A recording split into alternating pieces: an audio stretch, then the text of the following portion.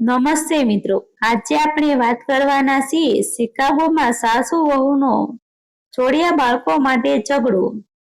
અમદાવાદના નરોડા વિસ્તારમાં રહેતો પટેલ પરિવાર આખા વિસ્તારમાં પોતાની સંસ્કારી જીવનશૈલી અને પારિવારિક મૂલ્યો માટે ઓળખાતો હતો.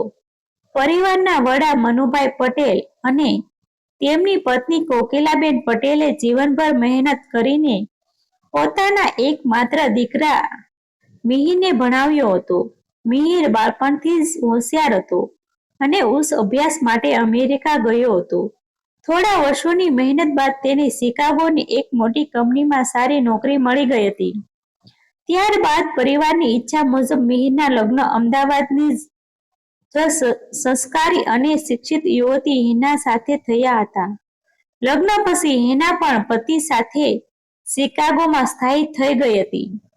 શરૂઆતના વર્ષોમાં બંનેએ ઘણો સંઘર્ષ કર્યો હતો, પરંતુ ધીમે ધીમે તેમની જિંદગીમાં સ્થિરતા આવવા લાગી હતી.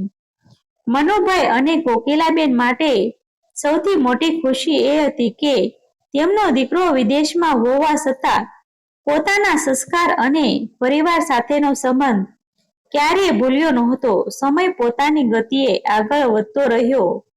એક દિવસ મિહિરે વિડીયો કોલ કરીને પોતાના માતા પિતાને એવી ખુશખબર આપી કે આખું ઘર આનંદથી ઝૂમી ઉઠ્યું.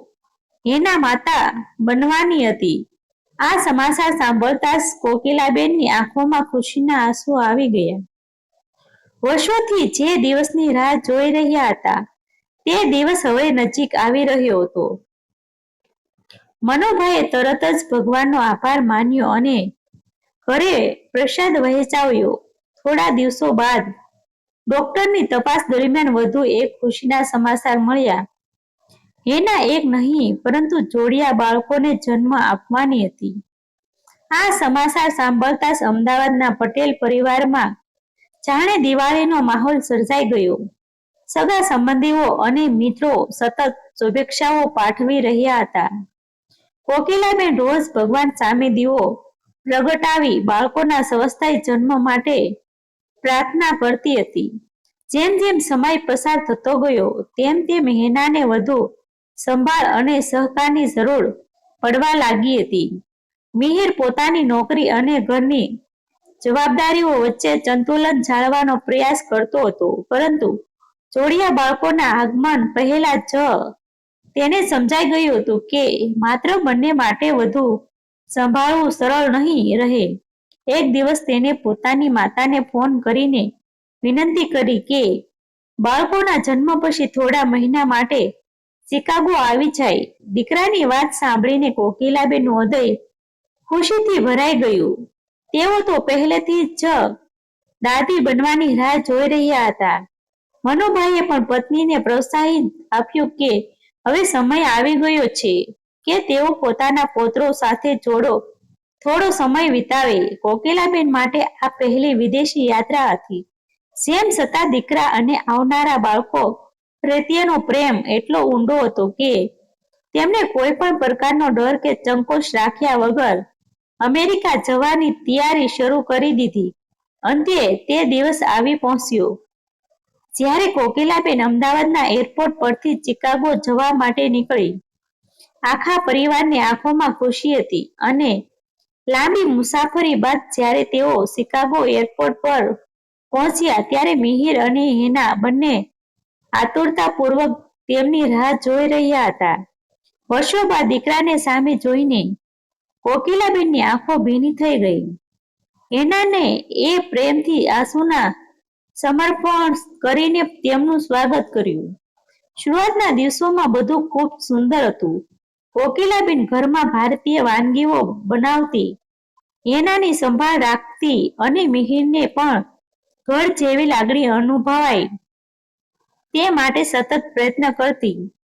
થોડા અઠવાડિયા બાદ આખરે તે શુભ દિવસ આવી પહોંચ્યો જ્યારે હિનાને હોસ્પિટલમાં દાખલ કરવામાં આવી. ઘણા કલાકોની રાહ અને પ્રાર્થનાઓ પછી ડોક્ટરે ખુશખબર આપી કે હિનાએ એક સુંદર દીકરા અને એક સુંદર દીકરીને જન્મ આપ્યો હતો. આ સમાચાર સાંભળતા જ મિહિરની આંખોમાં ખુશીના આંસુ આવી ગયા. કોકિલાબેન ભગવાનનો આભાર માનતા રડી પડ્યા. આખા પરિવાર માટે એ ક્ષણ જીવનની સૌથી અમૂલ્ય ક્ષણોમાંની એક બની ગઈ હતી. દીકરાનું નામ આરવ અને દીકરીનું નામ આરોહી રાખવામાં આવ્યું. બંને બાળકોના આગમનથી ઘર ખુશીઓથી ભરાઈ ગયું હતું. પરંતુ જોડિયા બાળકોની સંભાળ રાખવી સહેલી વાત નહોતી. દિવસ હોય કે રાત, કોઈને કોઈ બાળક જાગી જતું. ઘણી વખત બંને એક સાથે રડવા લાગતા. આવી સ્થિતિમાં કોકિલાબેન જાણે પોતાની ઊંઘ અને આરામ બધું જ ભૂલી ગયા હતા. રાતના 3 વાગ્યા પણ જો કોઈ બાળક રડતું તો તેઓ તરત જ ઊભા થઈ જતા. હેનાને પૂરતો આરામ મળે અને તેનું સ્વાસ્થ્ય ઝડપથી સુધરે તે માટે તેઓ સતત પ્રયત્ન કરતા.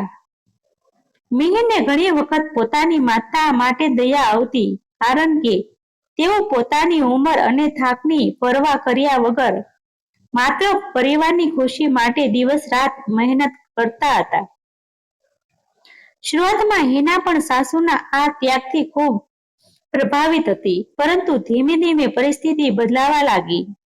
અમેરિકામાં રહેતા હોવા હિના બાળકોના ઉછેર માટે ડોક્ટર અને આધુનિક પદ્ધતિઓને વધુ મહત્વ આપતી હતી. જ્યારે કોકિલાબેન પોતાના અનુભવ અને ભારતીય પરંપરાગત રીતોને યોગ્ય માનતા હતા. નાની નાની બાબતોમાં મતભેદ શરૂ થવા લાગ્યા. હિના માનતી હતી કે બાળકોને એક નિશ્ચિત સમયપત્રક મુજબ ઉછેરવા જોઈએ, જ્યારે કોકિલાબેન કહેતા કે બાળકોની જરૂરિયાત પ્રમાણે તેને પ્રેમ અને સમય આપવો વધુ જરૂરી છે. શરૂઆતમાં આ ચર્ચાઓ સામાન્ય હતી, પરંતુ ધીમે ધીમે તેમાં કડવાશ આવવા લાગી. મિહિર બંને વચ્ચે સંતુલન જાળવવાનો પ્રયાસ કરતો હતો, પરંતુ દરેક વખતે કોઈને કોઈ દુઃખી થઈ જતું. સમય પસાર થતા હિના સતત માનસિક અને શારીરિક થાક અનુભવવા લાગી. ઊંઘના અભાવ અને નવી જવાબદારીઓના કારણે તે ઘણી વખત ચીડચીડા સ્વભાવની બની જતી. બીજી તરફ કોકિલાબેનને લાગવા લાગ્યું કે તેઓ જે કંઈ કરે છે તેની કદર થતી નથી. ઘણી વખત તેઓ ચૂપચાપ ભગવાનની મૂર્તિ સામે બેસીને પોતાના મનની વ્યવસ્થા વ્યક્ત કરતા. તેમને વિશ્વાસ હતો કે સમય જતાં બધું સારું થઈ જશે, પરંતુ કદાચ કિસ્મતે કંઈક અલગ જ લખ્યું હતું. એક દિવસ એક નાની બાબતે શરૂ થયેલી ચર્ચા એટલી વધી ગઈ કે આખા ઘરની શાંતિ હચમચી ઉઠી. હેનાના મોંમાંથી ગુસ્સામાં એવા શબ્દ નીકળી ગયા કે કોકિલાબેનના હૃદયને અંદર સુધી ઘાયલ કરી ગયા. તે રાત કોકિલાબેન માટે જીવનની સૌથી દુઃખદ રાતોમાંની એક બની ગઈ. આખી રાત તેમની આંખોમાં આંસુ વહેતા રહ્યા. જ્યારે બીજી તરફ મિહિર પોતાની માતા અને પત્ની વચ્ચે ફસાયેલી સ્થિતિમાં અંદરથી તૂટી રહ્યો હતો. બીજા દિવસે સવારે કોકિલાબેને એક એવો નિર્ણય લીધો જેનાથી આખા પરિવારનું ભવિષ્ય બદલાઈ જવાનું હતું. બીજા દિવસે સવારે કોકિલાબેને મનમાં કઠોર નિર્ણય લઈ લીધો હતો. તેમણે શાંતિથી પોતાની બેગ ગોઠવવાની શરૂઆત કરી દીધી.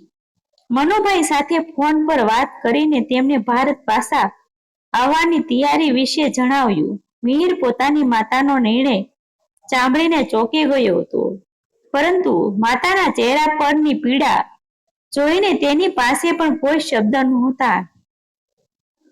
બીજી તરફ હિના પણ અંદરથી અસ્વસ્થ હતી, પરંતુ પોતાના અહંકારના કારણે તે કંઈ બોલી શકતી નહોતી.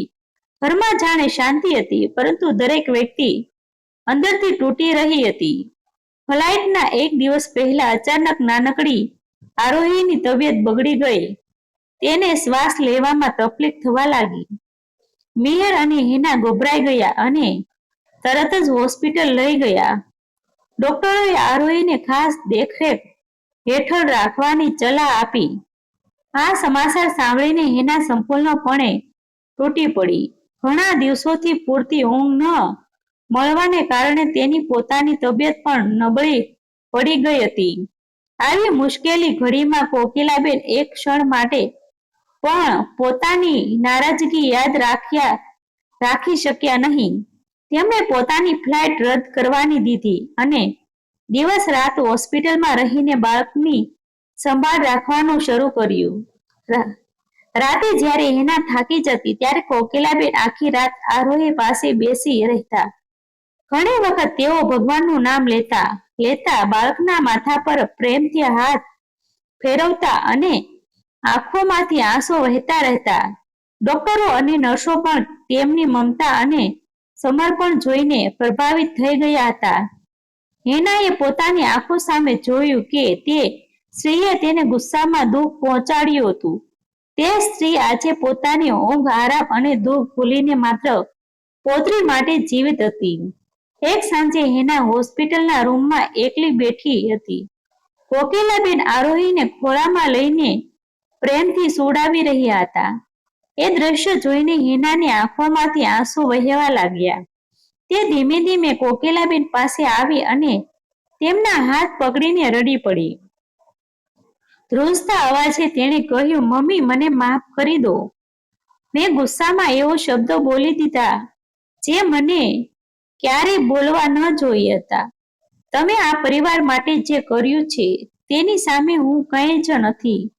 હેનાની વાત સાંભળીને કોકિલાબેનની આંખો પણ ભીની થઈ ગઈ. તેમને વહુને પોતાની છાતી સાથે લગાવી દીધી અને પ્રેમથી કહ્યું, દીકરી, પરિવાર હોય ત્યાં મતભેદ તો થાય જ, પરંતુ પ્રેમ અને સંબંધો અહંકારથી મોટા હોય છે. તું મારી વહુ નહીં, મારી દીકરી છે. આ દ્રશ્ય જોઈને મિહિરની આંખોમાં પણ આંસુ આવી ગયા. ઘણા દિવસો પછી આખા પરિવારના હૃદયમાંથી એક મોટો ભાર ઉતરી ગયો હતો. થોડા દિવસોની સાર બાદ આરોહીની તબિયત સુધરવા લાગી. આખો પરિવાર ફરીથી ખુશી અનુભવવા લાગ્યો. આરવ અને આરોહી ધીમે ધીમે મોટા થવા લાગ્યા. બંને બાળકોને દાદી સાથે ખાસ લગાવ થઈ ગયો હતો. હેના હવે દરેક જગ્યાએ ગર્વથી કહેતી હતી કે તેને સાસુના રૂમમાં બીજી માતા મળી છે. મિહિર પણ ભગવાનનો આભાર માનતો હતો કે મુશ્કેલી સમયમાં તેમનો પરિવાર ફરી એકવાર એક થઈ ગયો. થોડા મહિના બાદ થેન્ક્સ ગિવિંગના દિવસે આખું ઘર ખુશીઓથી ઝગમગી ઉઠ્યું હતું. મિહિરે પોતાની માતા માટે ખાસ સરપ્રાઈઝ રાખ્યું હતું. તેણે પરિવારના સુંદર ફોટામાં અનેક યાદોથી ભરેલું એક આલ્બમ તૈયાર કરાવ્યું હતું, જેના પ્રથમ પાના પર લખ્યું હતું, અમારા પરિવારની સાચી શક્તિ અમારી માં. આ શબ્દો વાંચીને કોકિલાબેન ભાવુક બની ગયા.